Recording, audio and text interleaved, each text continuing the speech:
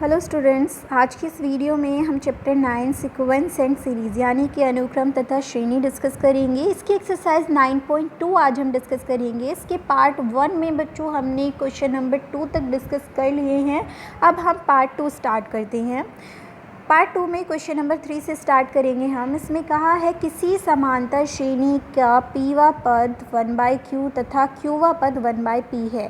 बच्चों पीवा पद p यानी कि ए पी कितना गिवन है 1/q, क्योंकि अगर मैं एनवा पद लिखती हूँ ना तो ए एन लिखना पड़ता है, तो इसलिए पीवा पद एन के प्लेस पर क्या है p, तो इसलिए पीवा पद क्या हो जाएगा ए पी। सिमिलरली ऐसी कहा है क्यूवा पद बच्चों होता है कितना ए क्यूवा पद यानी कि क्यूथ टर्म क्या होगी A Q equals to 1/p given है आपको। तो सिद्ध करना है आपको प्रथम एस पी क्यू पदों का योगफल 1/2 पी क्यू प्लस 1 होगा। पी क्यू पदों का योगफल को बच्चों एस से डिनोट करते हैं, तो S P Q equals to 1/2 P Q plus 1। ठीक है, ये आपको करना है। अब आपको क्या करना है बच्चों, इसमें प्रथम पद ए सपोज कर लिया है, ए पी हमें गिवन है, ए क्यू हमें गिवन है, ये हमें शो करना है। तो बच्चों जो गिवन है उससे ही लेकर चलेंगे। ए पी गिवन है 1/q, तो ए पी यानी कि जब आप एनवा पद निकालते हैं तो क्या फॉर्मूला होता है A plus N minus 1 into D होता है ना।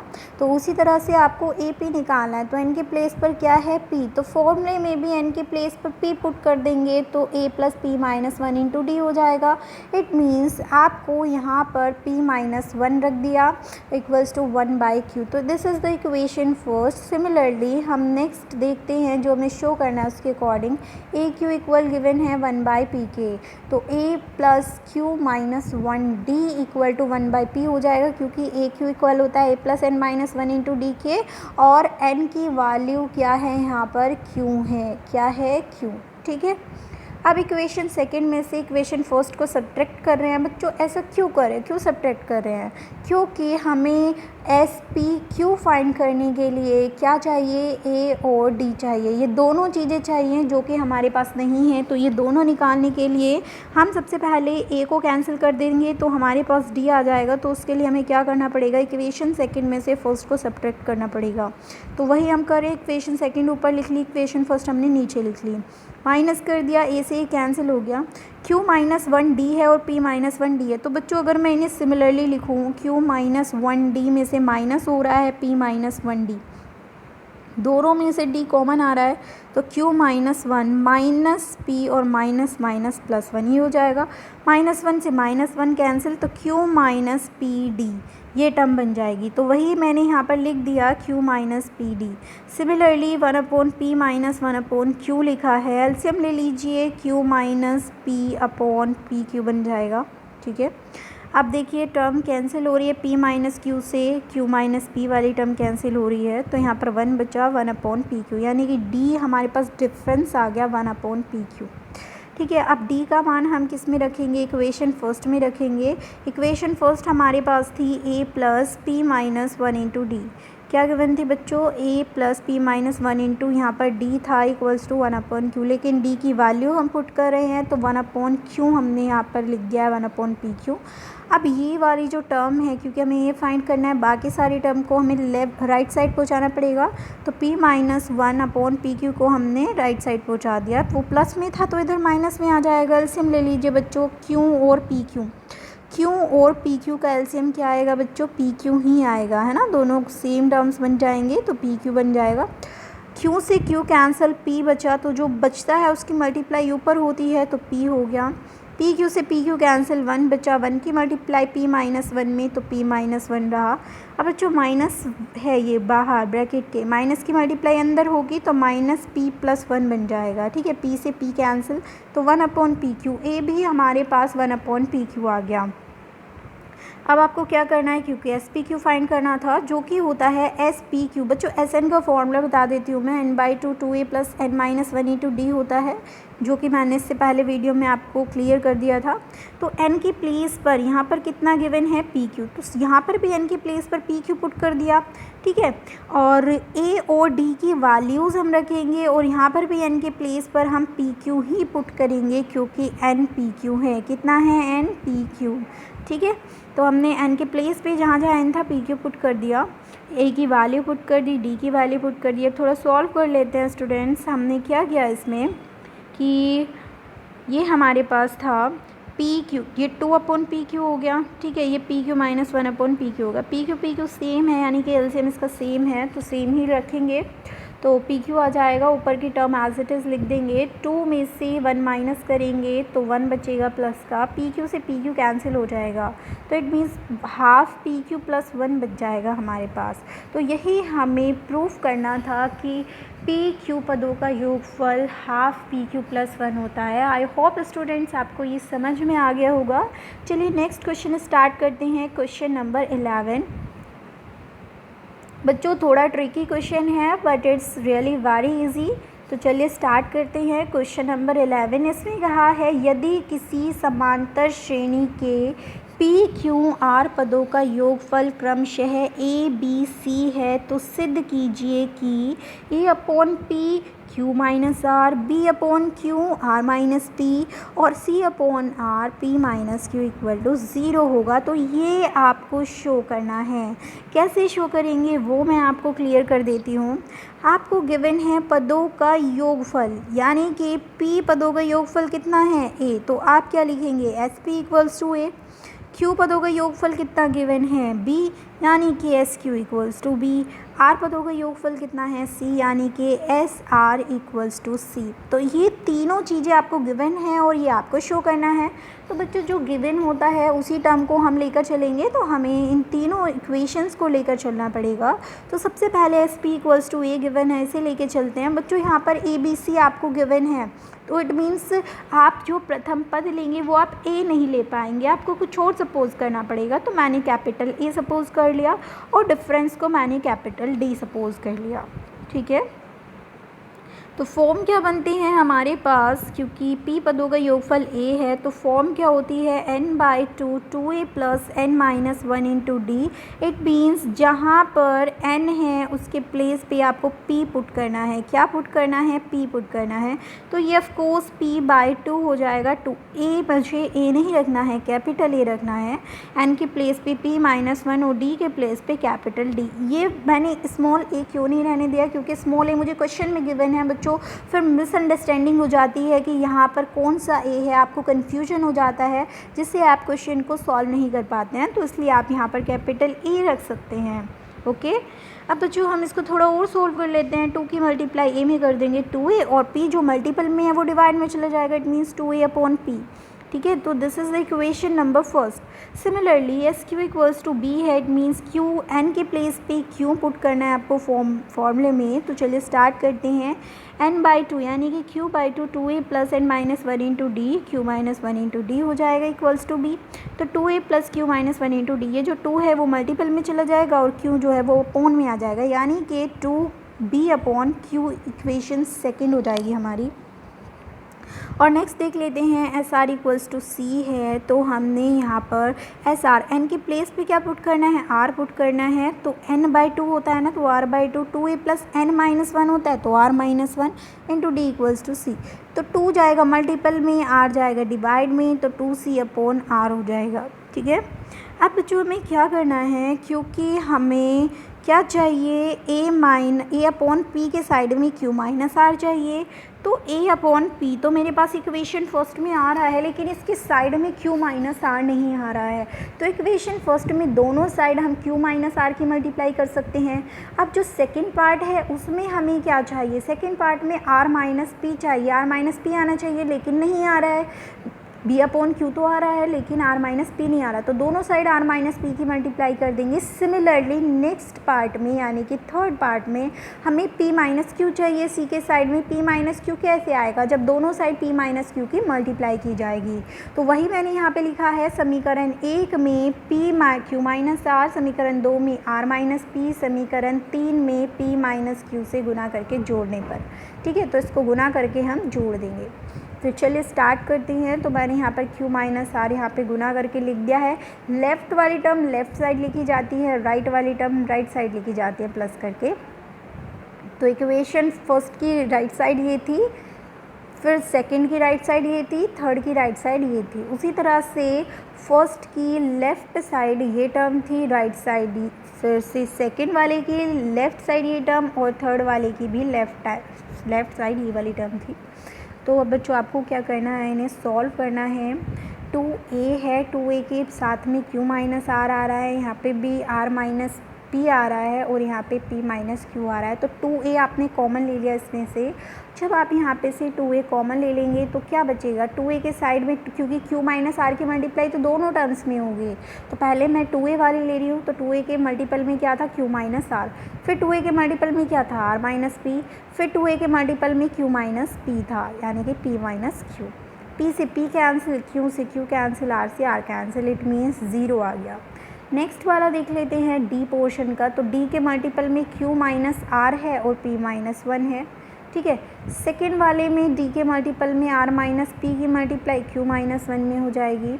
नेक्स्ट वाले में d के मल्टीपल में p माइनस q की मल्टीप्लाई r माइनस 1 में हो जाएगी।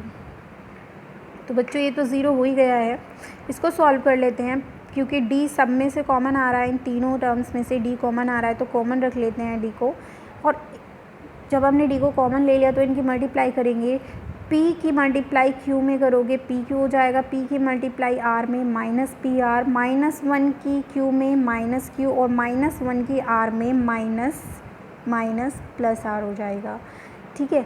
सिमिलरली आप नेक्स्ट भी करेंगे, जो कि हमारे पास बन रही है r माइनस पी और q माइनस 1। तो r माइनस पी की q में r q, r की माइनस 1 में माइनस r हो जाएगा, ठीक है।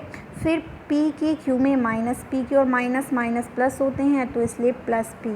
नेक्स्ट वाले की करेंगे, p की r में पी आर हो जाएगा, p की 1 में माइनस के माइनस p हो जाएगा, माइनस q की r में माइनस क्यू आर और माइनस q की माइनस 1 में प्लस q हो जाएगा, ठीक है। इक्वल्स टू ये जो पूरी टर्म थी ये वाली, इसमें से हमारे पास 2 कॉमन आ रहा है, तो 2 को मैंने बाहर ही रख लिया। अब बच्चों देखिए, आर क्यू से आर क्यू कैंसिल हो रहा है, q से q हो रहा है क्योंकि अपोजिट साइन हो रहे हैं, p से p कैंसिल हो रहा है, पी क्यू से पी क्यू कैंसिल हो गया, पी आर से पी आर कैंसिल हो गया, तो सारी टर्म्स कैंसिल हो गई। और फाइनली हमारे पास क्या आ गया बच्चों, 0 आ गया, ठीक है, 0 आ गया। और ये वाली टर्म एज इट इज़ रहेगी क्योंकि राइट हैंड साइड है, एज इट इज़ रहेगी। तो ये जो 2 है वो 0 में चला जाएगा क्योंकि ये तो सारी टर्म 0 हो रही हैं, तो इट मीन्स ये वाली टर्म हमारे पास 0 आ जाएगी और यही हमें शो करना था। I hope it's clear. So let's start next question, which is question number 12।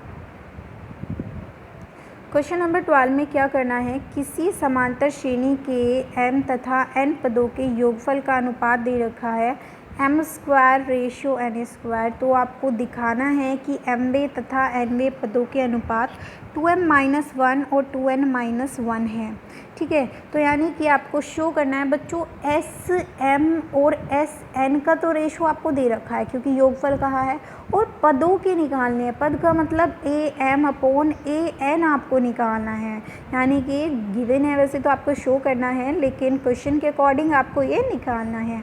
कैसे निकालेंगे आप, उसके लिए यहाँ पर आपको क्या करना पड़ेगा बच्चों, ये थोड़ा उल्टा आ गया है, कोई बात नहीं है, आई होप आप मैनेज कर लेंगे।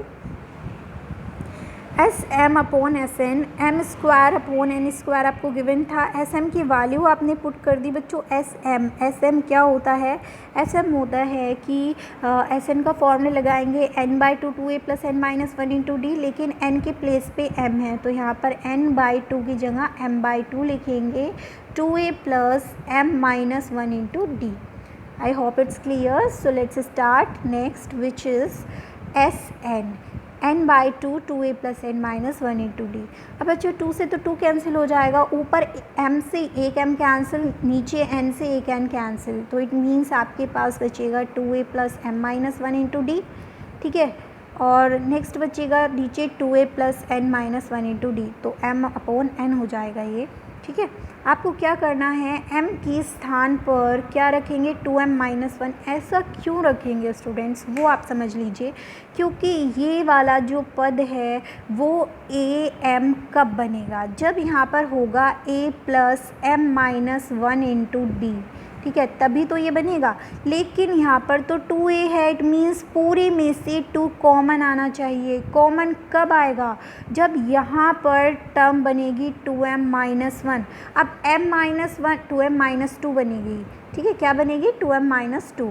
अब 2m-2 के लिए बच्चों m-1 तो गिवन है, तो मुझे क्या चाहिए यहाँ पर, ठीक है, तो मैं m के प्लेस पर क्या रख सकती हूँ, 2m-1 रख सकती हूँ m के प्लेस पे।